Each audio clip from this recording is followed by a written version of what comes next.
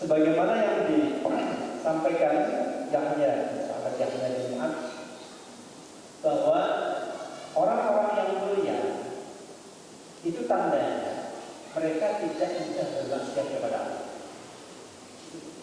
Jadi kalau di lingkungan kita masih banyak orang bermaksiat, berarti kita semuanya orang-orang hina, bukan orang-orang mulia. Lanjut, sampai situ ya. Wala akaro dan tidaklah mementingkan atau tidak lebih mementingkan.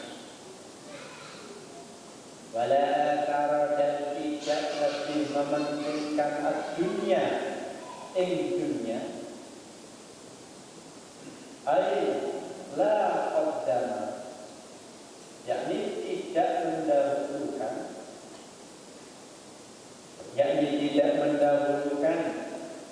hal dunia, tidak mendahulukan hal dunia. Wala qaddala dan tidak mengutamakan, hal dunia. Saya pelan-pelan aja, jadi latihan ya. Alal akhirati, mengalahkan atas akhirat. Alal akhirati, mengalahkan atas akhirat. Sopo hakimun, orang yang bijaksana. Sopo hakimun, orang yang bijaksana. Al-musibun, yaitu orang yang benar, orang yang tepat. Al-musibun, yaitu orang yang benar atau tepat. Fi af'alihi, di dalam perbuatannya. Fi af'alihi, di dalam perbuatannya musibun. Fi af'alihi, dalam perbuatannya musibun wa huwa, dan utawi hakimun, wa huwa, dan utawi hakimun iku man orang. Ini enaknya kalau kalian nulis dulu, itu kalian kan sudah membaca. Jadi ketika ada baca itu langsung set. Tapi kalau nulis dulu kadang ikuman orang yang melakukan mencegah sokongan,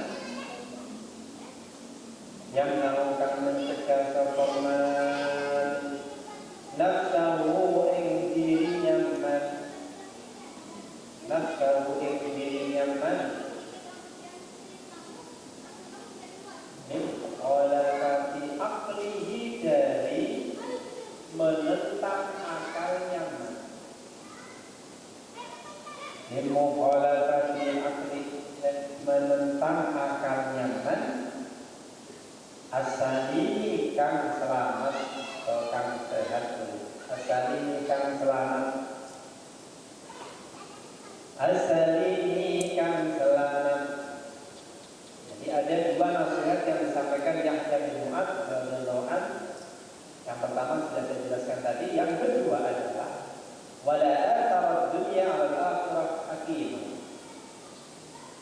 Orang-orang yang bijaksana. Orang yang bijaksana di mana? Orang yang perbuatannya selalu tepat. Dia tahu situasi, kapan harus bicara, kapan harus diam, kapan harus menanggapi orang, kapan tidak. Kalau ada orang ngajak berbuat, tapi nggak mau kalah, kita merasa tersinggung, kita lanjut. Jadi kita yang bijaksana. Walaupun ya kita lebih pintar dari dia, tapi kalau kita meladeni orang seperti itu, kita bukan hakim, bukan orang yang bijaksana. Jadi hakim itu meskipun orang yang selalu tepat, tahu situasi, kapan harus bicara, kapan harus diam. kapan harus bersikap, kapan harus tunduk, kapan harus tegas. Itu hakim. Nah, orang yang bijaksana seperti itu, mereka tidak akan mengalahkan akhirat dengan dunia.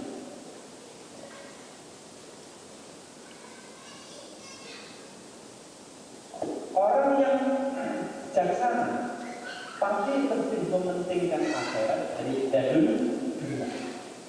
Lupa apa dunia nggak perlu, dunia itu penting. Tetapi pentingnya dunia jangan sampai kita lupa akhirat. Semua apa itu penting. Karena tanpa dunia, tanpa uang, kita mau makan. Tanpa uang bayar listrik pakai apa? Bikin rumah, mau menikah, punya modal. Tapi kebutuhan kita terhadap dunia, kita mencari harta,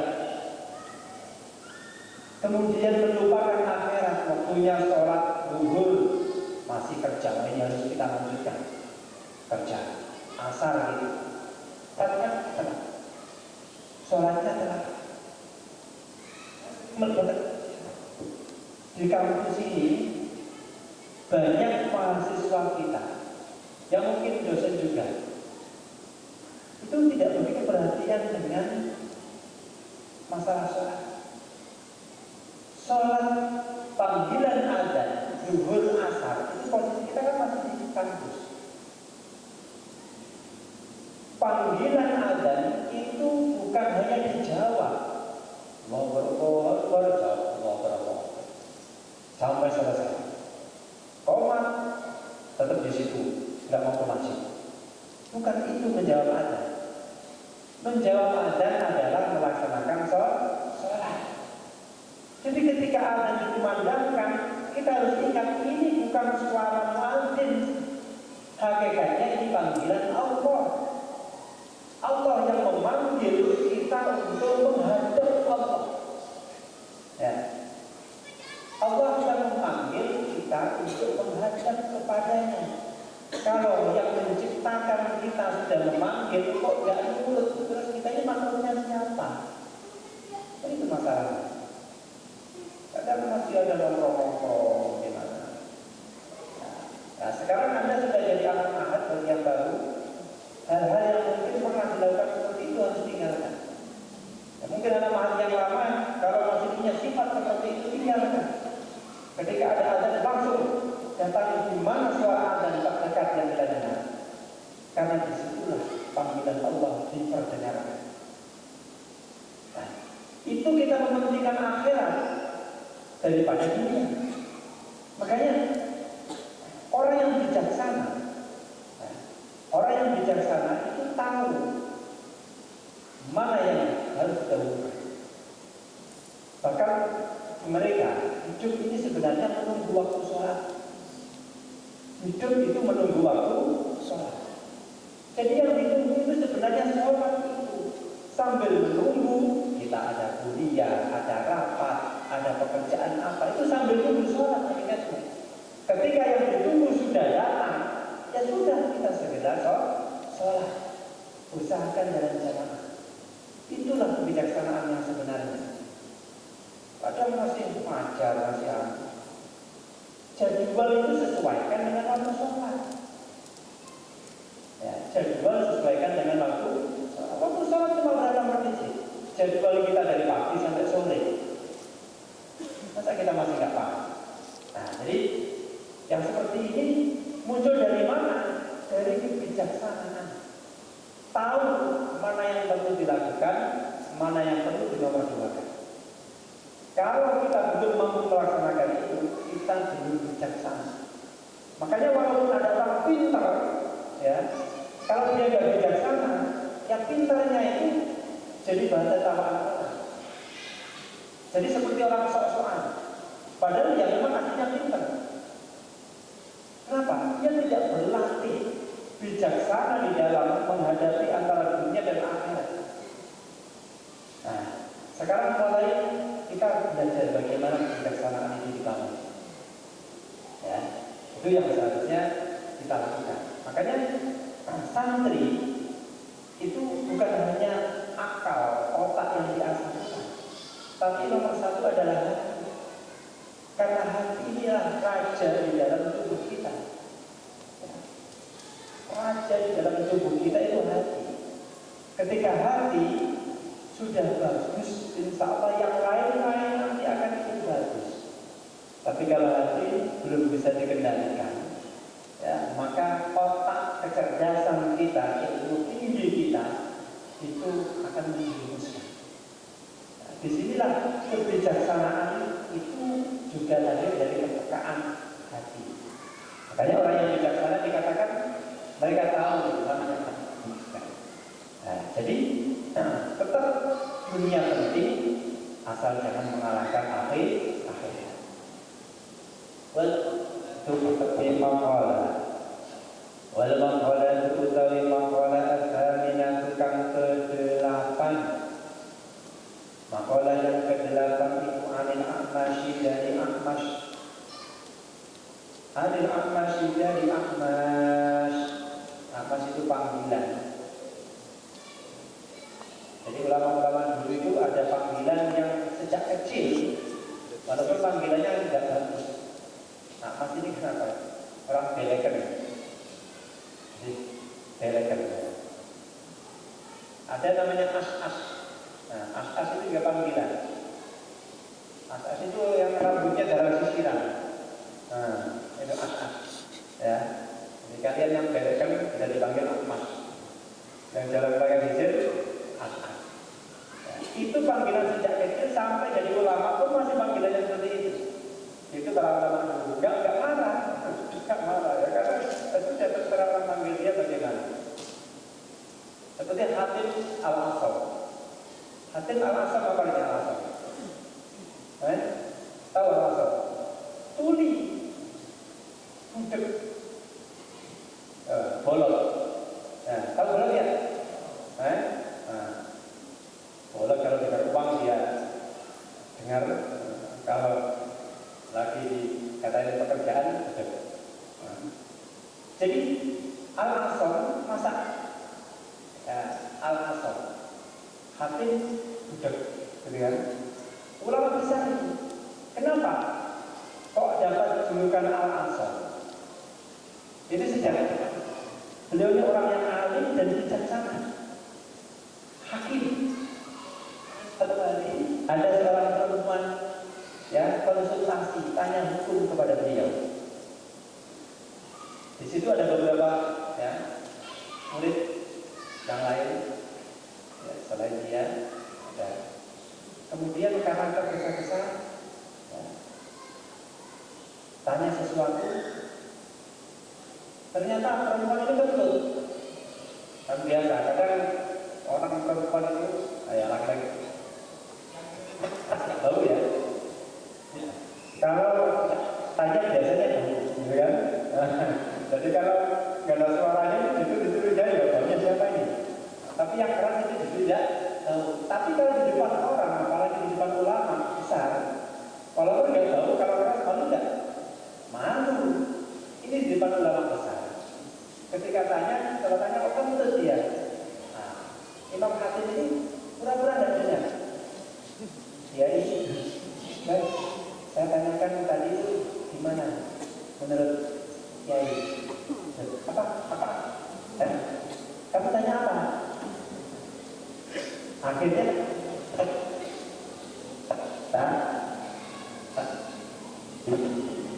Kiainya ini tidak dengar. Jadi saya kata tadi beliau tidak dengar. Nah, jadi kemudian disebarkan ke masyarakat. Ada gangguan pendengaran.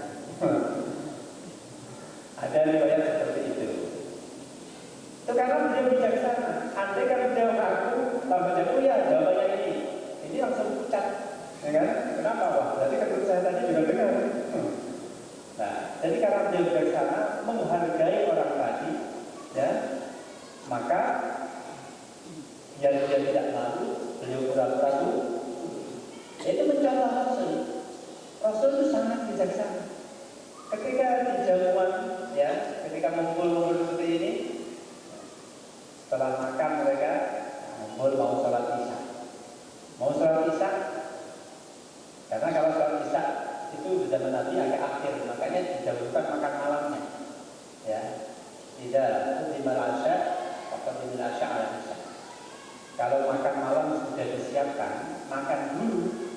baru sholat isya. Qadimil asya ala isya. Kenapa? Karena isyanya mundur. Dan itu juga dalam kesehatan. Apa? Usahakan makan terakhir di malam hari itu jaraknya minimal 3 jam dari tidur. Nah, gitu. Nah, setelah itu mau sholat, ini ada yang kentut, ada yang kentut. Nah, karena ada yang kentut, Rasulullah nggak mungkin siapa yang kentut, ya, nggak gitu. Makanya kemudian muncul siapa yang tadi makan daging mentah, silakan itu. Nah, silakan, karena Rasul tahu itu aroma orang habis makan daging onta. Nah, tapi yang memahami redaksi hadis ini mengatakan orang habis makan daging onta itu batal, harus wudu. Tapi kalau kita lihat sabab urutnya seperti itu. Jadi Rasul karena kebijaksanaannya khawatir sahabat tadi malu, tapi tahu yang betul itu orang yang habis makan daging onta. Maka bilangnya bagi yang tadi makan daging onta di rumah, gitu ya, dan di rumah kan nggak ada yang tahu ya, nggak saling tahu kan. Kalau betul kan mungkin tahu, temannya tahu kan. Nah, yang habis makan daging onta di rumah jaga wudu. Nah, itu cara Rasul kebijaksanaan.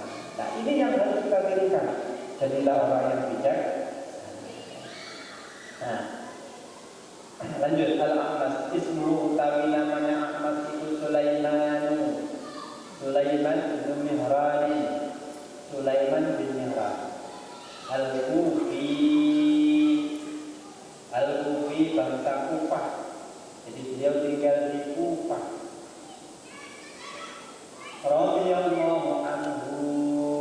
Apa kata beliau? Man utawi barang siapa iku kana ada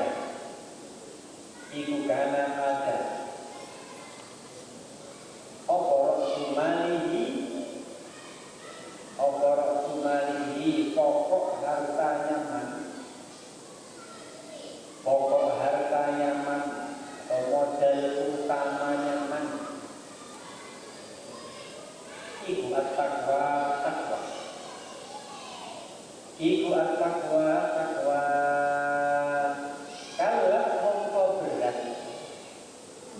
kalat mongko berat opo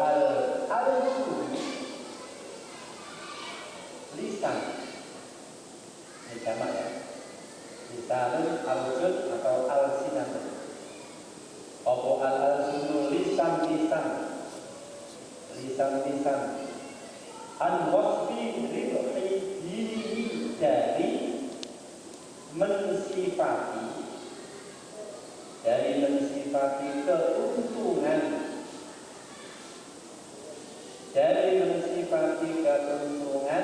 agamanya man.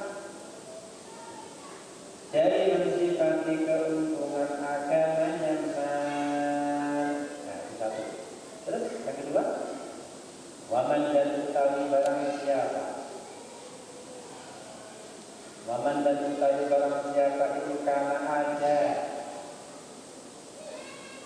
itu karena ada oporok sumalihi pokok hartanya man,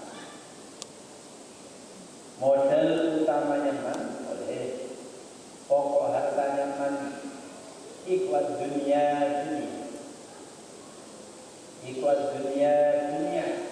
kalau mongko berat opo al-sunu lisan an-wasfi khusranihi dari mensifati kerugian agamanya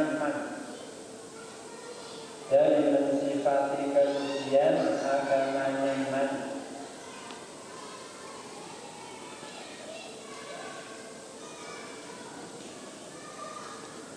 Wal makna dan utawi maknanya, artinya. Wal makna dan utawi artinya dan maknanya. Maksudnya gimana sih? Iku man barang siapa,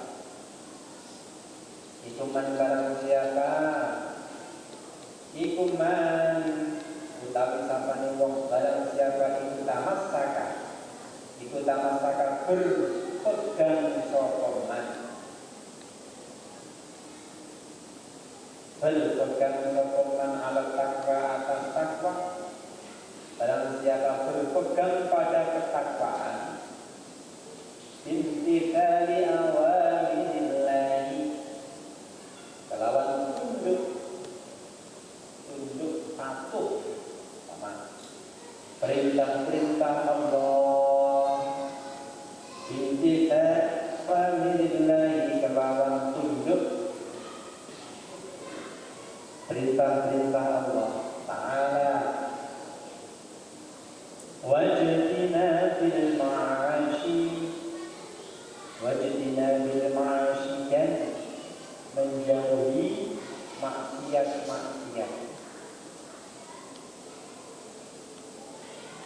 Wajtina bil ma'ashi, dan menjauhi maksiat-maksiat. Bagaimana caranya? Bi an asasa af'alahu, bi an asasa, kelawan membangun, di atas dasar kelawan membangun sokongan af'alahu, perbuatannya man, af'alahu, perbuatannya man, bimuwafaqatis syar'i, bimuwafaqatis syar'i, kelawan sesuai dengan syariat, bimuwafaqatis syar'i, kelawan sesuai dengan syariat. Falahu, mongko iku bagi man, falahu, mongko iku bagi man. Kalian kalau masih bingung mengartikan, berarti kurang latihan nulis. Falahu, mongko iku bagi man hasanatul utawi kebaikan-kebaikan, hasanatul utawi kebaikan-kebaikan, kathiratun kang banyak, kathiratun kang banyak, la tuhsa kang tidak bisa dihitung, la tuhsa kang tidak bisa dihitung, apa hasanatun, la tuhsa kang tidak bisa dihitung, apa hasanatun. Waman, dan utawi barang siapa, waman, dan utawi barang siapa. Ini kalau artinya sama dengan atas, arti boleh tidak ditulis, tapi singkatannya tetap tulis. Jadi arti sudah hafal 4 di memori, ya. Tapi singkatannya tetap waman utawi, pakai ini iku tamasaka berpegang sokongan, iku tamasaka berpegang sokongan, ala umurin, atas urusan-urusan, ada umurin, atas urusan-urusan, mukhalafatin, kang bertentangan, mukhalafatin, kang bertentangan, bisyar'i, pada syariat, lisyar'i, pada syariat, falahu syai'atun, falahu sayyi'atun, falahu mongko beriman, falahu mongko iku beriman, sayyi'atun utawi keburukan-keburukan, sayyi'atun keburukan-keburukan, kathiratun kang banyak, Kathiratun kang banyak, ajazat kang lemah atau tidak mampu, gitu boleh. Ajazat kang lemah atau tidak mampu, opo al-sunu lisan-lisan, opo al-sunu lisan-lisan. Al-Bidhari dhalika dari menyebut, Al-Dikri dhalika dari menyebut, Sayi'atun kasiratun. Kembali ke sayi'atun kasiratun. Bil adadi kelawan hitungan. Bil adadi kelawan hitungan.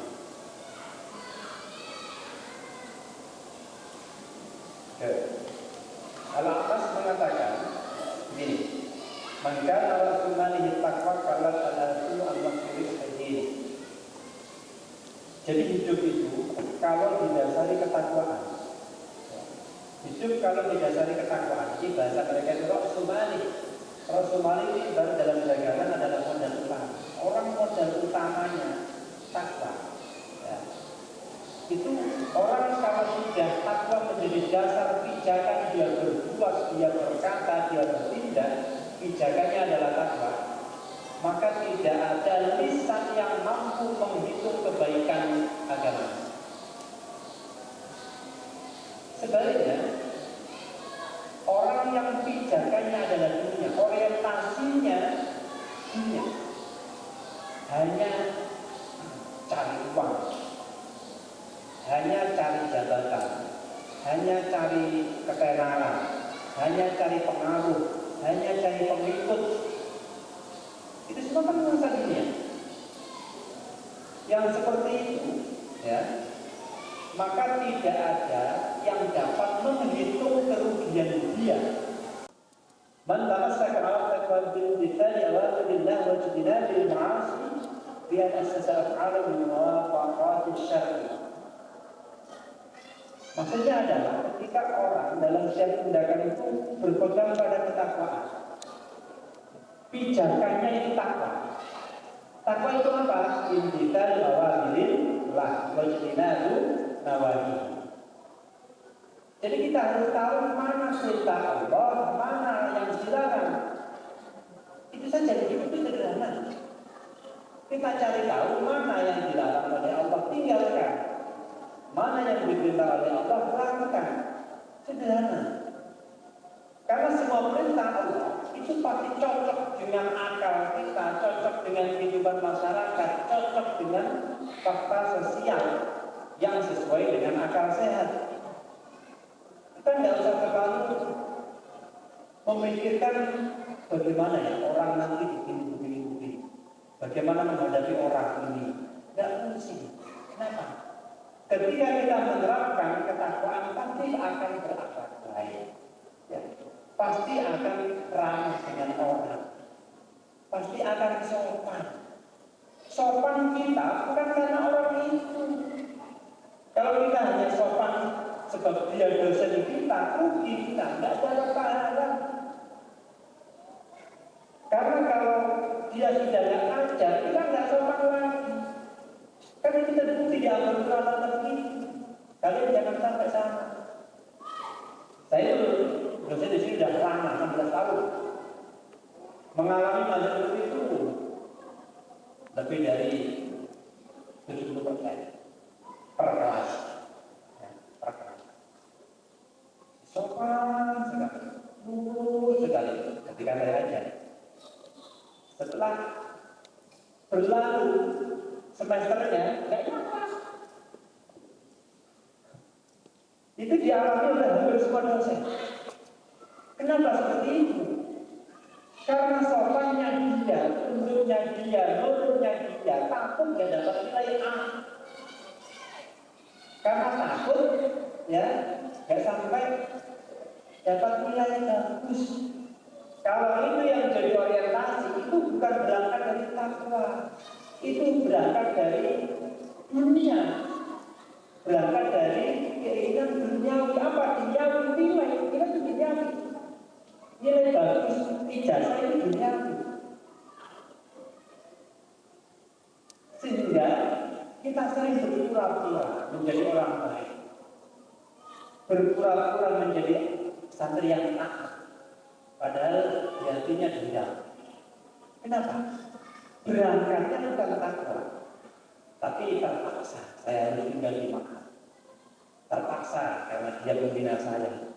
Terpaksa karena saya adalah santri yang ustaz. Ingatan kan? Nanti setelah saya lulus dari Makkah, kita asing bakal berlagi sama usia. Kenapa? Urusannya duniawi, bukan ukrawi, bukan takwa. Bagaimana ilmu mau manfaat? Bagaimana ilmu mau berkah? Kalau mau dari mahasiswa seperti itu, gak akan. Jadi sekarang harus kita ubah. Kalau ada yang seperti itu, masing-masing orang akan melihat dirinya, jangan melihat orang lain. Apakah saya masih seperti itu? Kalau masih detik ini, ya Allah, saya akan berubah. Saya akan menjadikan takwa sebagai dasar kebijakan saya dalam berperilaku, dalam kehidupan sosial, dalam taat kepada guru, kepada dosen. Takwa. Karena kita sopan kepada orang lain, kalau dasarnya ini diberitakan oleh Allah, saya harus sopan. Saya harus ramah karena ini perintah Rasul, perintah Allah. Itu ya. Jadi orang yang niatnya dasarnya takwa, maka apa kata Al-Ustaz tadi, Al-Ahmad, pahala yang didapatkan, kebaikan yang didapatkan ini tidak terhitung. Karena setiap detik dia berpikir pasti positif. Setiap kali dia berkata pasti baik. Karena berkata baik, dia ingat ini diperintahkan oleh Allah. Kullu khairan aw yasmut. Ucapkan yang baik, kalau nggak bisa, jangan. Kan itu perintahnya Rasul. Kenapa sih ada orang yang gampang emosi, memaki, kemudian ya itu kadang memang watak, tapi watak itu juga harus kita mulai belajar. Ketika Anda melihat seperti itu, jangan benci. Nabi Isa alaihissalam itu kan tidak pernah belajar pada orang. Ya, siapa gurunya? Ketika ditanya, ya Allah, wahai Nabi Isa, saya melihat akhlak Anda begitu bagus. Anda begitu sopan dengan orang yang penting itu kayak hebat sekali. Ada Hawariyin, ya, salah satu sahabat Hawariyin sebenarnya pada zaman Nabi Isa itu bertanya seperti itu. Apa jawaban Nabi Isa? Saya melihat orang lain, karakternya saya pelajari. Ketika saya melihat orang baik, saya senang melihat orang baik itu. Dan saya berpikir, saya bertekad, berniat untuk menjadi orang baik seperti ini. Karena buktinya orang baik itu membuat hati orang-orang di sekelilingnya senang. Tapi kalau saya melihat orang yang akhlaknya buruk, ya, saya dalam hati berpikir saya tidak boleh melakukan yang seperti itu tanpa saya harus membenci. Apa artinya? Pengalaman keseharian itulah guru yang sangat luar biasa. Jadi kalian jangan kemudian berpikir orang kalau mau berteman dengan saya ya harus ikuti saya. Ini orang itu. Kalau Anda mau dekat dengan saya, akan dengan saya, berarti harus ikuti pola saya. Kan begitu kadang-kadang? Tidak. Kita ini harus melihat, menghadapi orang, ya, siapa, bahkan teman sekalipun, itu akhlak harus dipasang. Kadang tentang teman kita akan jalin aja. Nah, karena Jadi ingat, takwa menjadi pijakan berangkat kita. Mana yang dilarang Allah, tinggalkan. Walaupun kita dendam pada orang, karena dendam dilarang, tinggalkan. Kita marah pada orang, tapi kemudian kita memfitnah, fitnah itu dilarang oleh Allah, karena memfitnah. Semua yang jelek dilarang oleh Allah. Takwa. Semua yang baik diperintahkan oleh Allah. Coba dua kunci ini kalau kita bisa pegang, ambon aman. Kenapa? Masing-masing pribadi berpikir untuk jadi orang baik. Kalau kita ngukur orang lain, orang ini jahat pada saya harus lebih jahat pada dia. Tidak selesai-selesai.